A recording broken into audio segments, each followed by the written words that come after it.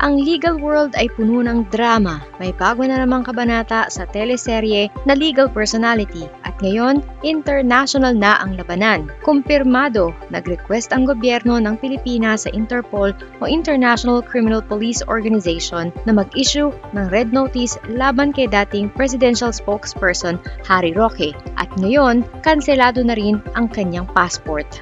Bakit? Dahil sa umano'y qualified human trafficking. Hindi lang simpleng traffic violation yan guys. Interpol, human trafficking. Ito raw ay konektado sa issue ng notorious Pogo Scam Hub na pinatatakbo ng Lucky South 99 sa Porac, Pampanga. Ayon kay Winston Casio, ang tagapagsalita ng PAOK, ginawa na nila ang request.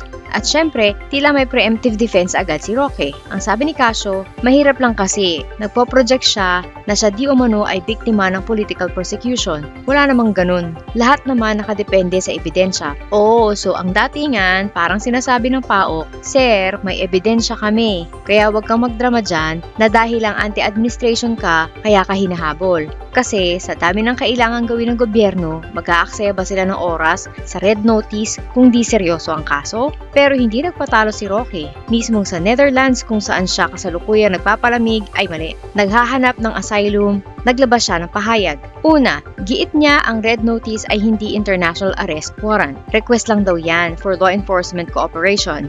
Okay, fine. Alam namin yan. Ang problema, yan ang unang hakbang para malaman kung nasaan ka at para ma-monitor ang galaw mo. Ikalawa, ang pinakamalaking sandata niya, ang kanyang pending asylum claim. Dahil daw dito, protektado siya ng International Principle of Non-Refoulement. Ano daw yun? Refoulement. Ang ganda talaga ng salita na yan.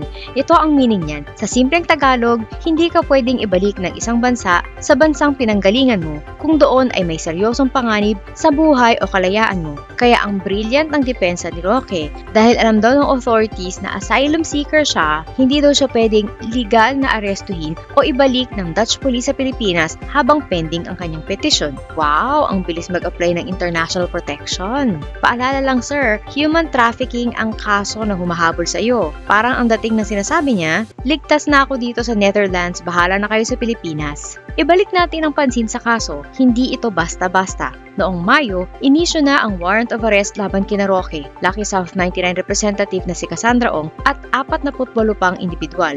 Ang nakita ng PAOK sa site ng Pogo, torture, kidnapping at sex trafficking. Mga 158 foreign employees ang na-rescue. Kaya hindi lang ito issue ng technicality sa license, ito ay issue ng karahasan at pang-aabuso. Ano ba talaga ang papel ni Roque? Ang akusasyon, tumulong siya para makakuha ng operating license ang Pogo Hub at ang mas malala, kinilala siyang ulo ng legal department ng Lucky South 99 sa kanilang reapplication ng license. Siyempre, mariing itinanggi ni Roque ito. Sabi niya, hindi raw siya naging legal counsel ng anumang illegal na Pogo. Pero bakit lumabas ang pangalan niya sa reapplication na kalaunan ay itinanggi rin ng PAGCOR?